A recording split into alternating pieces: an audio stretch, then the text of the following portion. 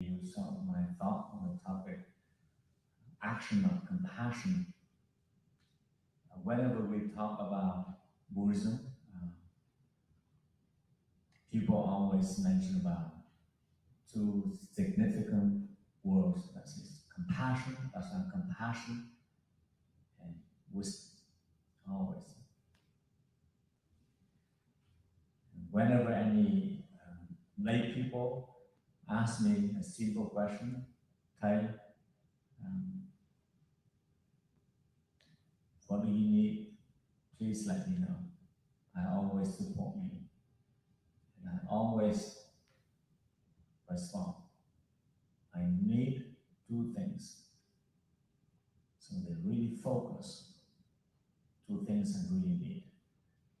Two things I really need is compassion and wisdom. So please offer to me. I know their intention to ask about material life, the basic need. That's just the way in our Buddhist culture, they know being a monk, and then we just dedicate for whole life for the benefit of the community. So in returning, they want to make a donation, ask what do you need in terms of clothes, in terms of car, home, anything. But I do that purposely, just remind myself. I said, I truly believe that being a Buddhist monk or nun, we really believe and we strongly believe that we should all own the compassion and wisdom. And we develop compassion and wisdom in our everyday. That is the wonderful process we should have instead to focus about material life. Of course, we don't deny that we need the support from lay people in terms of money, in terms of clothes, basic need, so that we can survive, so that we can focus on our practice. But deep down, inside, I'd rather to lack a little bit about material life, but I should be a rich monk in my spiritual life, including wisdom and compassion. And I want to share with you the way I practice and why I emphasize the art of compassion, action of compassion.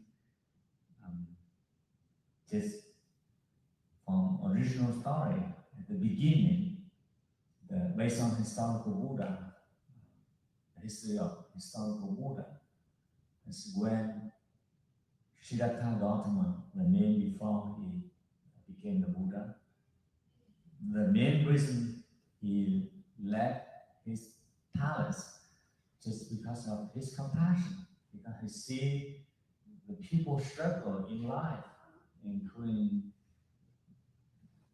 get age, get sick, struggling in relationship, conflict in life, and don't know how to deal with their negative emotion, react based on anger, and people just struggling in the circle of birth and death.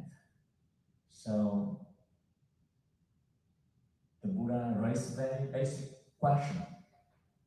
Is there any way we can have the people liberate themselves from the circle of birth and death? Liberate themselves from the circle of hallucination, liberate themselves from all kinds of attachments. So for me, that is the right purpose to, and the main purpose to leave his palace. And later on, we call Buddha. So that is the first lesson I learned from historical Buddha. call him the most compassionate, enlightened one, or man, if you want to call that person on the earth. So I apply into my daily life. Very simple. Whenever I do something, I ask that simple question. Why I want to do this? Why I spend time in every Friday night and sitting here without you? Do I really want to have the people in this poor town, in this small town, in Rouge, Louisiana? When I say poor, I compare to New York. When I say small, I compare to California.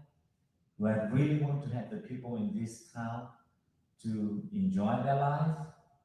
Or I want the people in this town know who am I? I ask that question very clearly. I wait more about how many people know me, or I wait more about how many people I can help them. I ask that question very clearly. And I answer this question that in public, I'd rather to live in small town, in the poor town, I still maintain my compassion, and I have enough compassion for people who I interact with.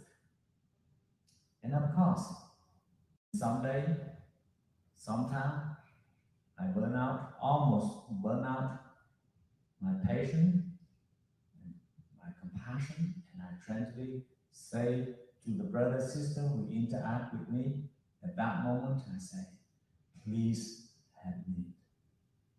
My compassion is very limited.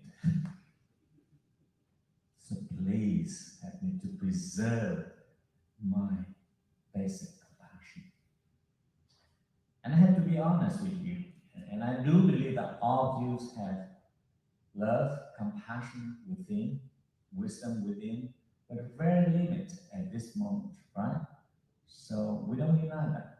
But the good news is all of us have potential to maximize our wisdom and compassion. And that's the reason we practice together every Friday night. And I see that for myself. Many years ago, when I see something is going to against what I believe, what I practice, I tend to react quick and fast. Now, I still respond, but a little bit slowly and mindfully. At least I have a compassion for myself because I do not destroy my compassion and my wisdom. How many of you easily get mad when you see something going wrong in our community, in our society? Please raise your hand. Be honest. Okay? If you're not honest, I will kick you out immediately.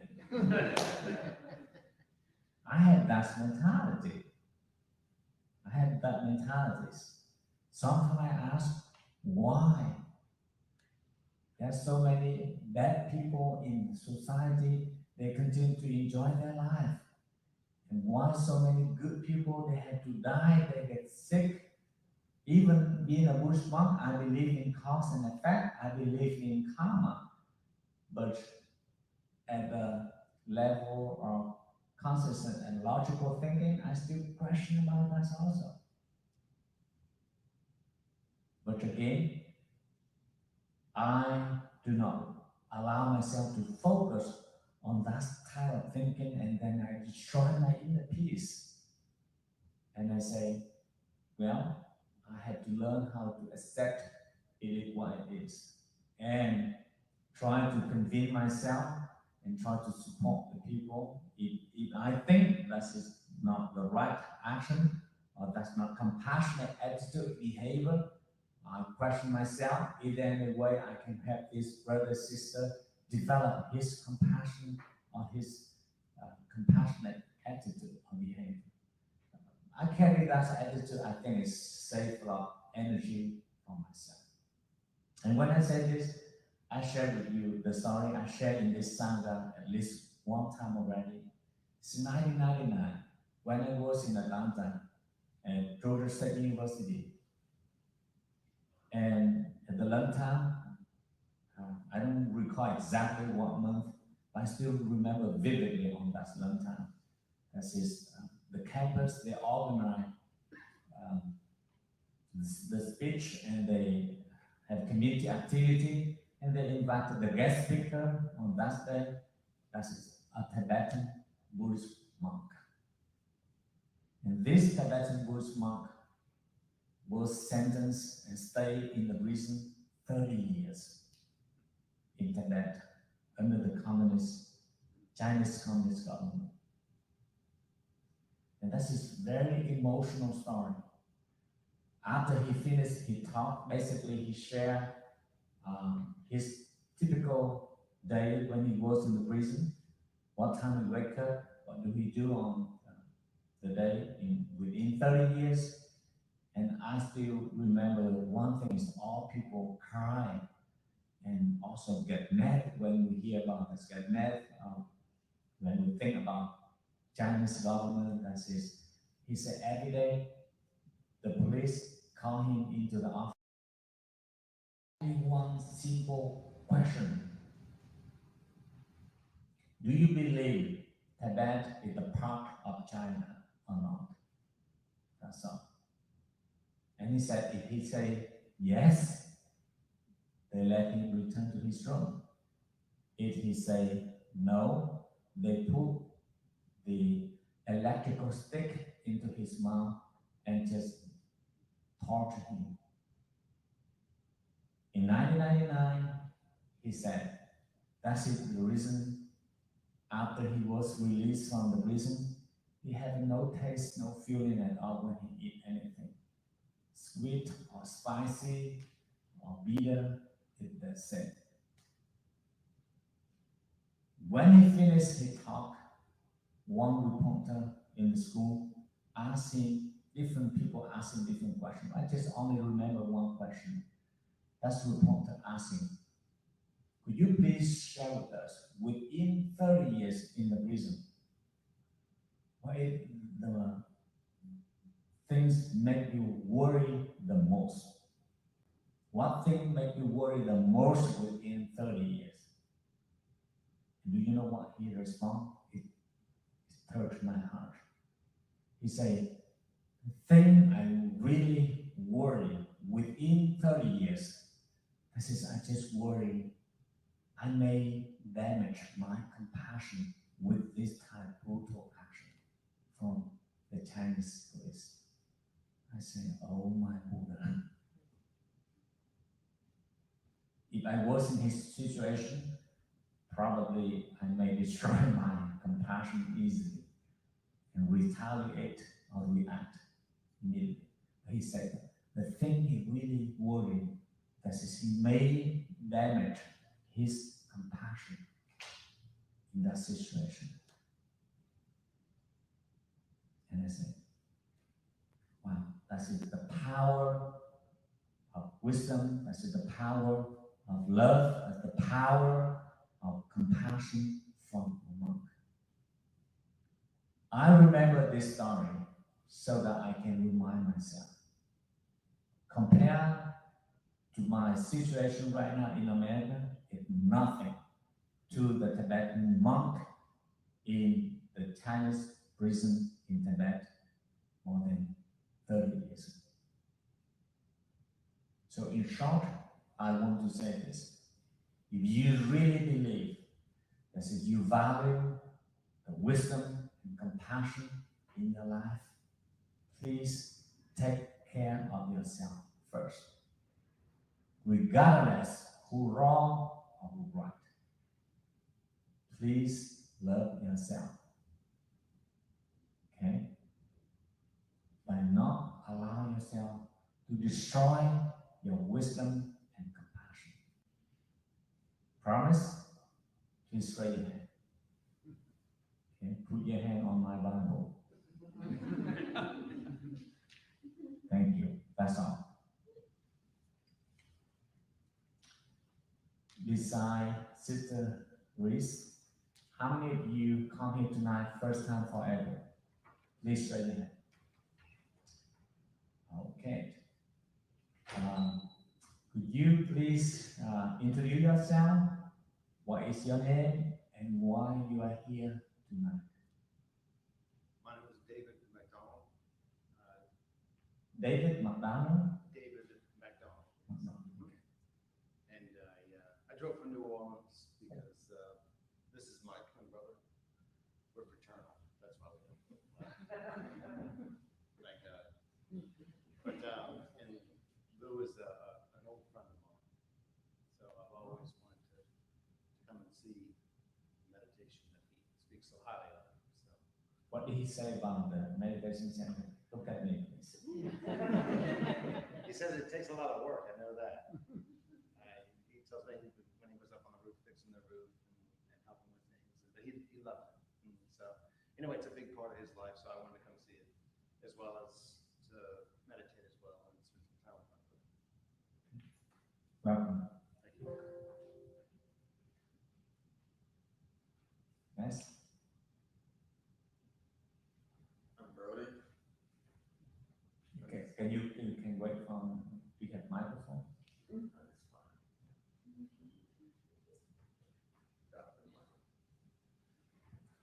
Thank you.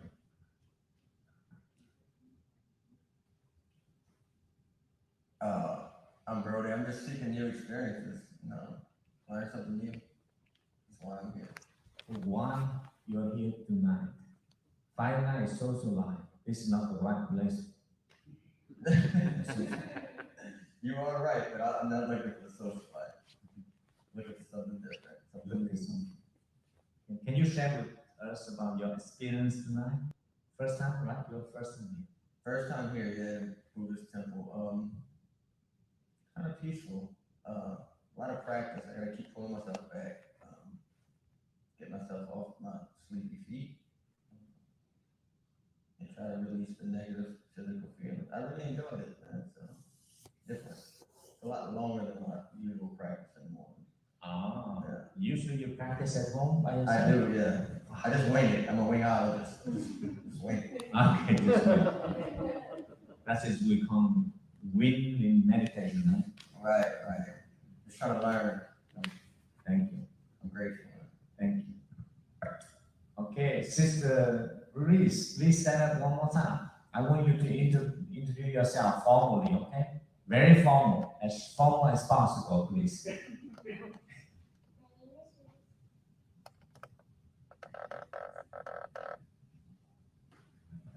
My name is Reese. My last name is Reeves. Okay. And why you are here tonight? Tell me the Because truth. my mom wanted me to meet her friend. Thank you. How many brothers and sisters do you have, Reese? I have one sister.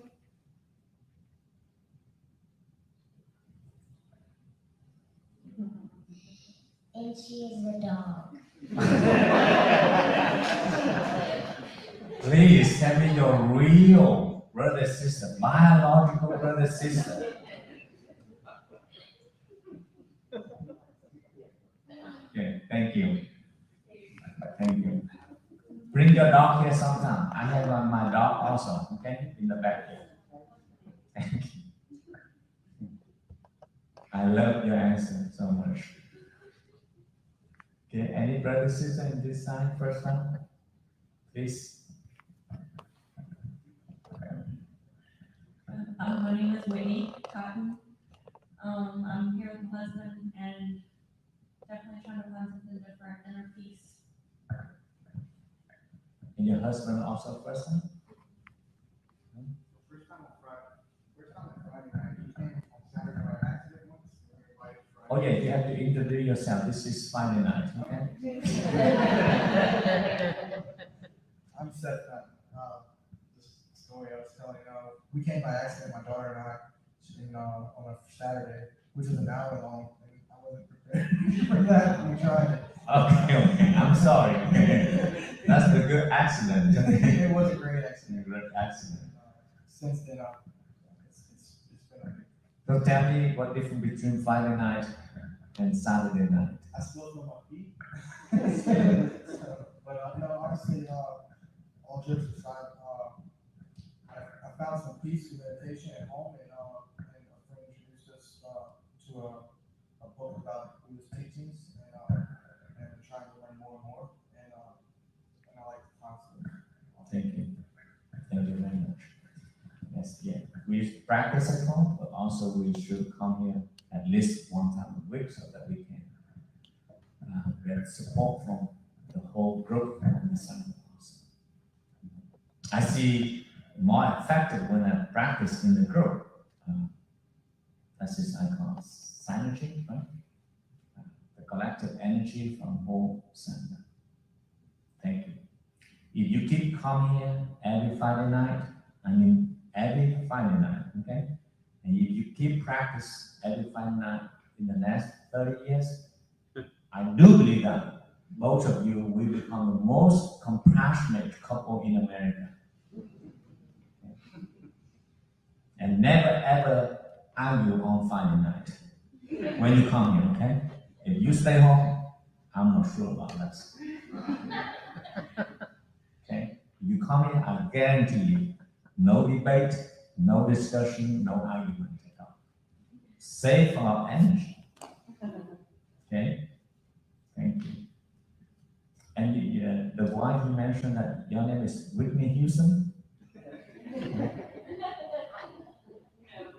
Whitney Compton, okay. I'm looking for Whitney Houston. Okay. Any brother, sister in this one, please? My name is Bright. Bright? Bright. It's my first time. First time. And why you are here tonight? I'm here. It's like bro, you said, to experience new experiences and get better at meditation. And I also read a couple of books. You know, I like how the teachings are, and I figured I'd give it a try and have a new experience. And how do you find out this group meditation? My friends told me about it. Friend? Thank you so much. All right. Any brother, sister? Oh yes, you're very new tonight also. Your mom's please.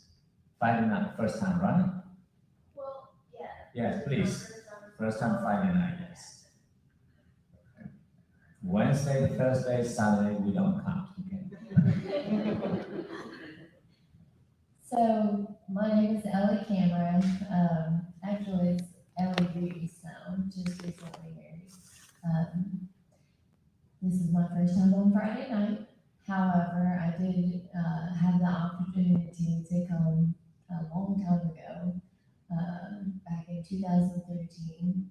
Had the express opportunity to witness the Tibetan monks do the Sam Mandala and the beautiful prayers that were accompanied with that stuck with me truly. And when I had the opportunity to come back, I could not stay away. So thank you all for letting me be a part of Friday night. You're very welcome, sister. Thank you.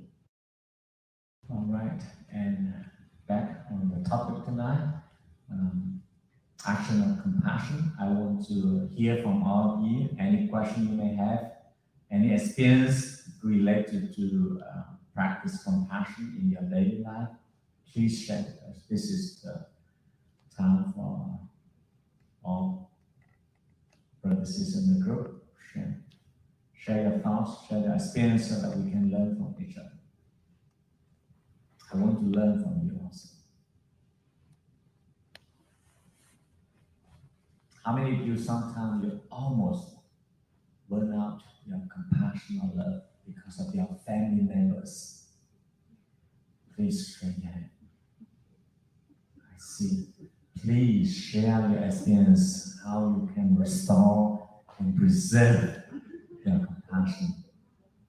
Sister Ellen, okay, you must share because I don't think you have a compassionate husband 24/7. Sometimes you may struggle with him. Yes, it's been a struggle this last year and a half, with the COVID and his illness. But, for this place, there'd be a lot more struggling going on. We've been coming 11 years, and it does make a difference when you come regular, believe me. Okay. Thank you. I see the hand from the brothers. I have a question is, why is it we may have more compassion for a stranger than over somebody we really love and care about? Can you ask the question one more time, please? Why, it seems to me, I mean, why is it we have more compassion for strangers than our family or loved ones? From my experience, because we just interact with the stranger one time in your lifetime. With the family members, we interact every day. So we always have an expectation, dual relationship, emotion, loneliness. Because we care, that's why suddenly we have expectation. I can say this for myself, I can speak for myself.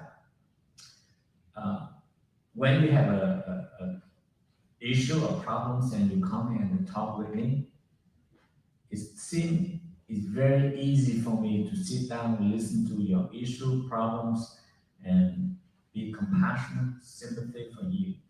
But with my biological brother or sister in Houston, Texas, it's easily get to my nerve. And you know, this is I forgive for myself when I learn about counseling and psychology. I said we should not treat our family members as the clients, right?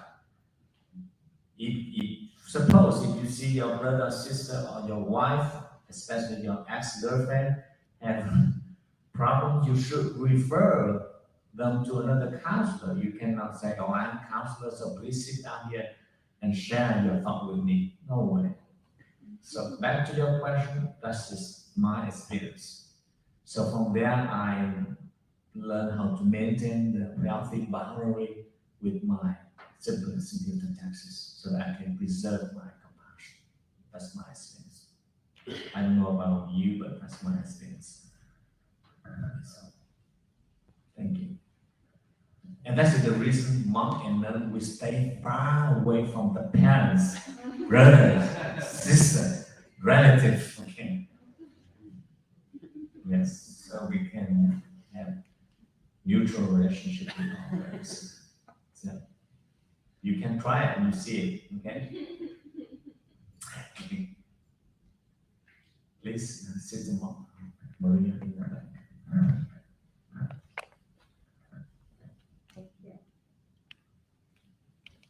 We learn a lot from our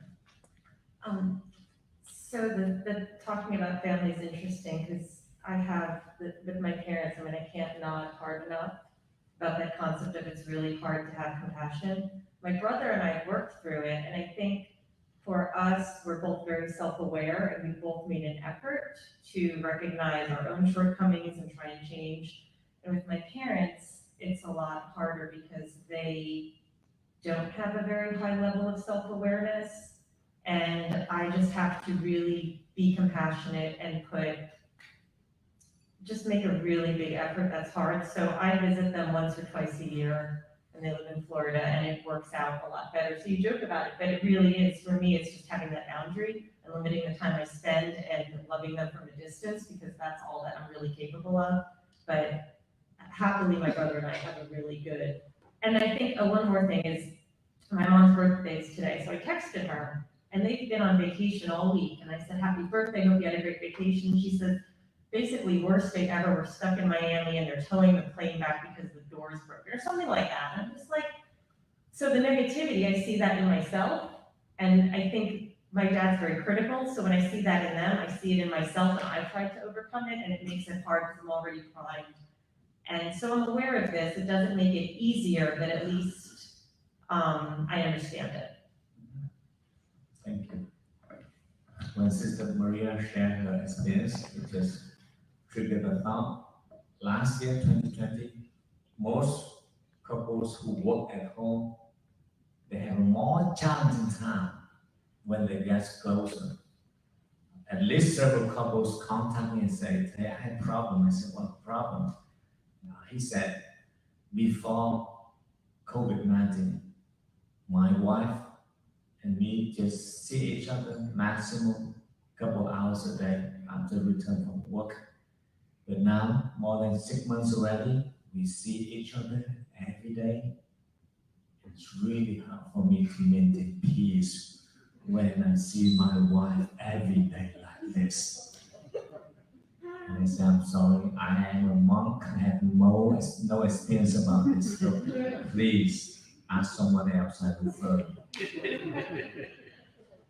But that's true. So maintain healthy boundary is very important. Yeah. Anyone else? Any thoughts? Any questions?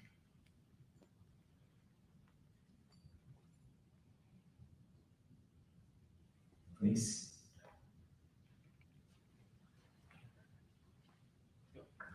Actually, I already got one. Thank you. I have trouble maintaining compassion, not so much with my family anymore. I mean, I used to, but mainly in work. I deal with a lot of people, difficult people, as part of my job. I mean, that kind of is my job. And when I'm in a good place and I am at peace and I am mindful, of course, I handle it a lot better. And I'm able to have compassion for those difficult people, but sometimes no. So sometimes it will kind of take over me just like that. And the thoughts and emotions get to be a little too much. And I mean, I'll let it ruin my whole day, sometimes a few days, you know? What can I do to make that better?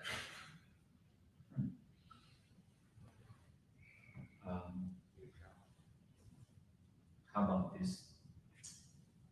You come in and take my job 1 week, and I do your job 1 week. Deal. That's a good thing. Please can share. You may try something by keeping in mind that when people are acting out, they're doing bad things, what have you, it all comes from their own suffering. They don't realize it, but if you can realize that their actions are a result of their suffering, maybe then it can help you, not necessarily agree with what they're doing, but get an idea where it's coming from, and maybe take a little bit different mindset on it. I understand the frustrations you can run into, because I think everybody does what's happening in family. That has helped me over the years to understand that everybody else's actions are a result of their own suffering. It helps me. I hope it can help you. Thank you. Back to your question. This is the story I overheard many times. Most brothers and sisters struggling to maintain their peace at work because listen to 100 stories. I figure out several things. That is at work, you expect your co-worker or your friends do his or her work. And at the same time, we have to balance the relationship at work. And especially if you are the boss or manager, you have more responsibility. Work needs to be done. when I say this, I also relate to myself. I see the resident monks or nuns, they may maintain their compassion and patience probably easier than me because they have a less responsibility. Because when something going on in this temple, people just point finger to me and it's asking me why this, why that. But they may not ask this young monk. So he just stand there and he just maintain compassion and he just smiles easy. But me, I have to try to solve the problem. So at work, I think that's, maybe you have to balance between the relationship you have with your coworker. At the same time, work needs to be done. But I want to hear from you because you have a real job, okay, and your job is totally different from my job. But I really like inviting you to come here, stay a few days, a few weeks, and learn Vietnamese. You know Vietnamese culture, but then you can see how easy my job is. Please, yeah.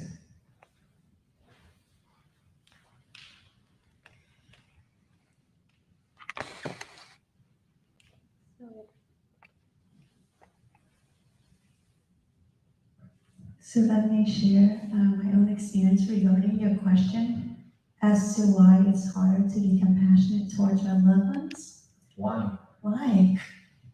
Should be so much easier. But I look at the Buddhist teachings on the 3 roots of our own suffering. The first being attachment, and so with our loved ones, we certainly have more attachments. And when there are more attachments, there are greater aversions as well, because like Tai says, there's a lot more expectations. And it said that expectations are premeditated resentments. And so that's the second root of our suffering. And in those emotional states, the mind is deluded, so it can't think as clearly. And so with compassion, it's really important to have wisdom, because it's so much easier to feel, but it's not very easy to be wise. And with our loved ones, because of those 3 roots of suffering that the Buddha has taught, it makes it a lot harder for us to be that much more compassionate towards our loved ones. And as far as those huge emotional turmoil that comes up from time to time, in the moment, I'm not able to do this, but the more I can learn to breathe deeply or walk away, at least it diffuses the situation. But when I have some time, I actually use the 4 Noble Truths and the Eightfold Path as a framework to look deeply within myself, because my anger and my frustration or my disappointment is something for me to look at, not to expect someone else to change and solve. And so the way I do that is, the first Noble Truth is suffering. So I simply list what my suffering is. So it brings it to a level of honesty and reality. And so it's not about projecting on the other person what my problem is about them, but it's my suffering is whatever it may be. I didn't get the promotion or whatever. And then the second Noble Truth is the roots of suffering. What's causing this suffering inside myself? Where am I attached? Where am I frustrated? Where am I triggered?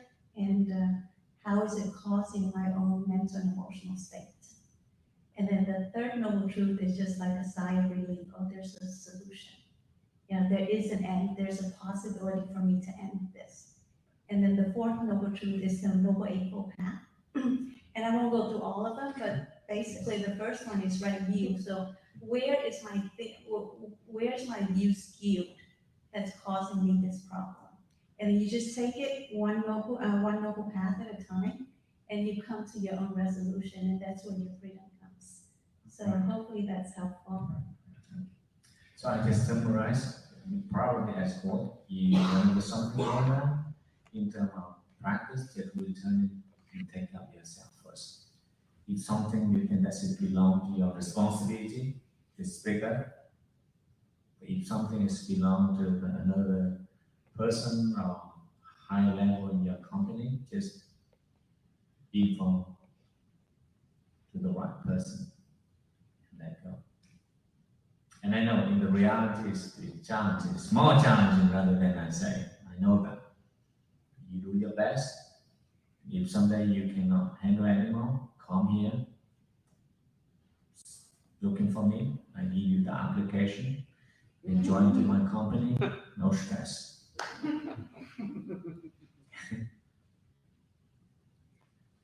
Right. Anyone else? No? I mean, you want to go home right now? Oh yeah, please. Last question. Please. Just wait. Give you the microphone system. Please. I forgot to ask you, how old are you? I'm 7 years old. 7 years old. Okay. Take a deep breath.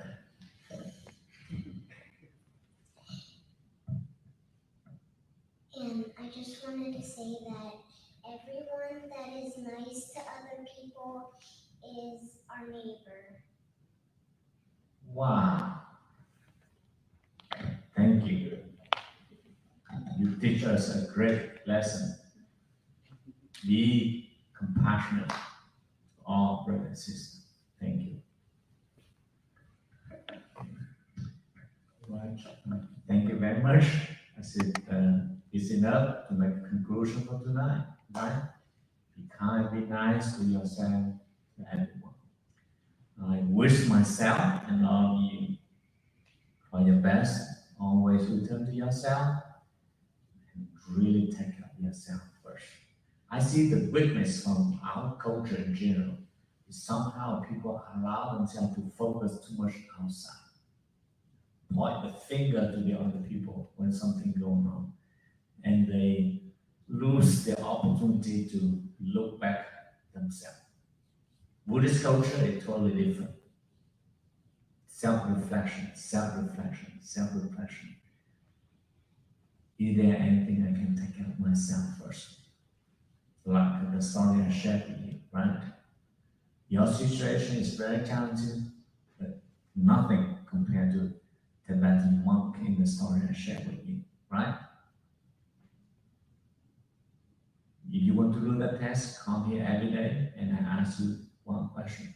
Do you believe America belongs to Vietnam or not? All right. Thank you, all brothers and sisters. Now, oh yes, thank you so much. Right? I have to say this with the sense and with the voice of compassion because right now is not completely totally overcome COVID-19, so we're still trying our best to practice wear your mask when you come in here. Maybe you wear strong, but think for the other person. Tonight is I forgive you.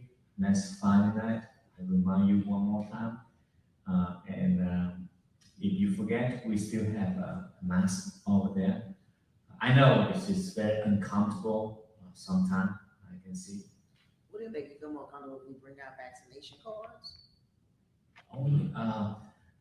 Well, probably some brother, sister get the full vaccination already.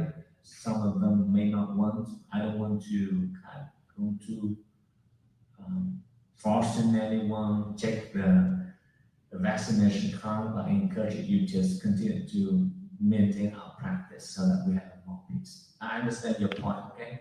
I do not want, because I do not want to damage my compassion, okay?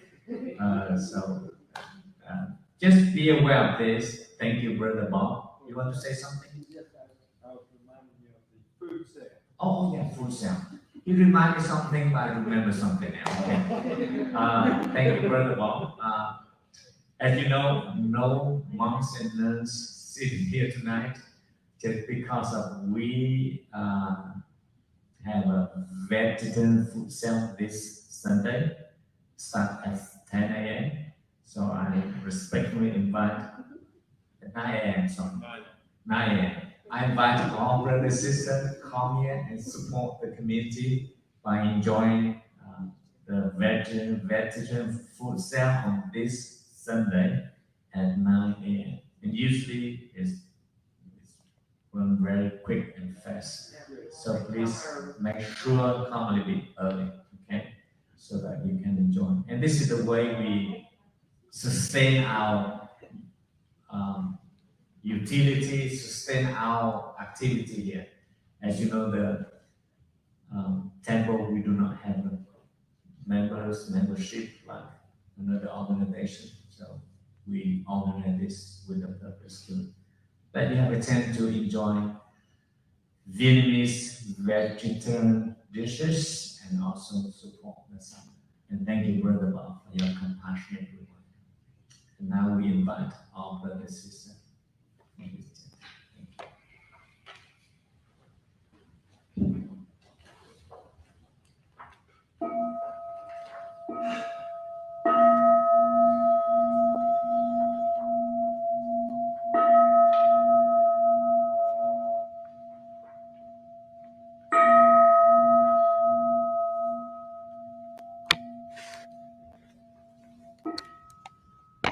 Reciting the sutras, practicing the ways of awareness, provide the benefits without limit.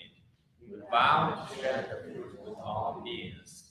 We vow to offer tribute to parents, teachers, friends, and numerous beings who give guidance and support along the path.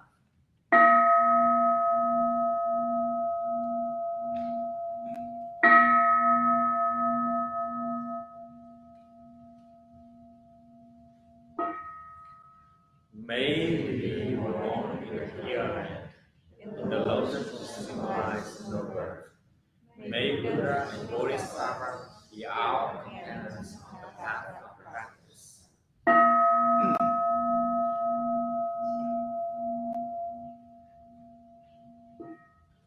May we put an end to afflictions, so that understanding can arise, so that the obstacle of wrongdoing can come to an end, and the fruit of awakening be fully realized.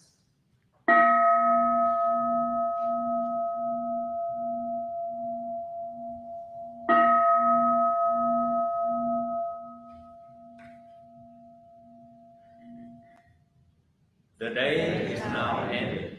Our life is short. Let us look carefully at how we have acted. Sisters are our engage in the practice. Let us live deeply as we do, always remember impermanence. Life does not drift away aimlessly. I take refuge in the Buddha, the one who showed me the ways in this life. I take refuge in the Dharma, the way of understanding and love. I take refuge in the Sangha, the community that lives in harmony and awareness.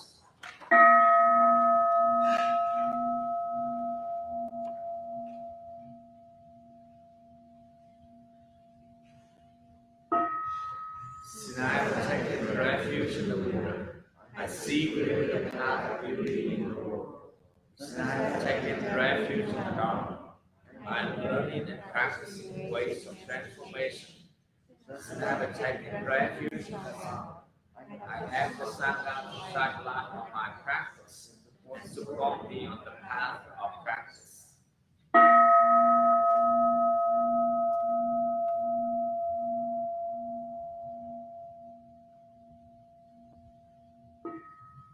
Taking refuge in the Buddha in myself, I aspire that all people may recognize the wicked nature and quickly realize the seed. Taking refuge in the Dharma in myself, I aspire that all people may grasp firmly the ways of practice and together on the path of transformation. Taking refuge in the Sangha in myself, I aspire that all people may move forward the Sangha to transform the suffering of numerous people.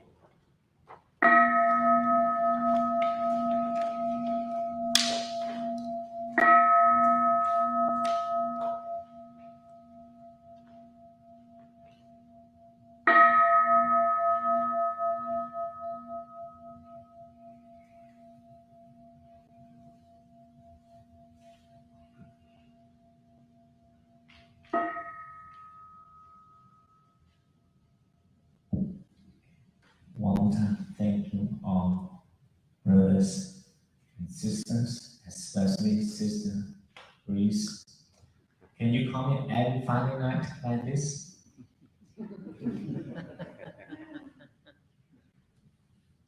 I know it's not easy for you, right? You try your best.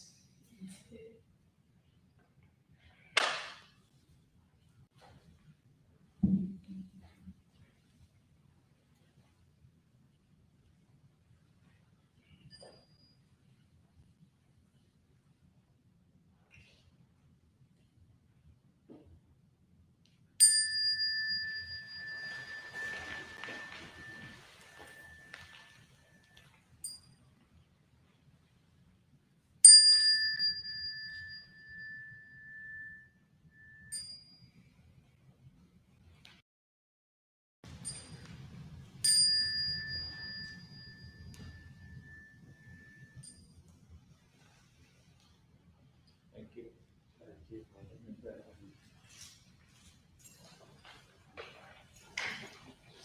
I enjoyed what you had to say about